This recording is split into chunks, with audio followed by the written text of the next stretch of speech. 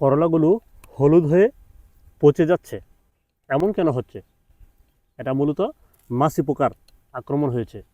ফসলের উৎপাদনের বড় বাধা হচ্ছে বিভিন্ন রোগবালাই। পোকামাকড়ের আক্রমণ আমাদের কৃষক ভাইয়েরা দিশেহারা হয়ে একের পর এক কীটনাশক ব্যবহার করতে বাধ্য হচ্ছে। তাতে ফসলের উৎপাদনে ব্যাহত হচ্ছে, জমির উর্বরতা নষ্ট হচ্ছে এবং বারবার কীটনাশক ব্যবহারের ফলে কৃষকও আর্থিকভাবে ক্ষতিগ্রস্ত হচ্ছে।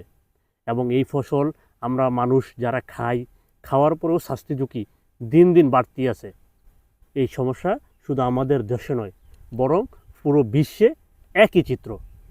এই পরিস্থিতিতে কৃষক ভোক্তা এখন সবাই চিন্তিত এই সমস্যা থেকে কিভাবে মুক্তি পাওয়া যায়। এমন হলে ব্যবস্থা কী নেবেন? এক, সেক্স ফেরোমন ফাঁদ অথবা হলুদ আঠালু ফাঁদ ব্যবহার করতে হবে।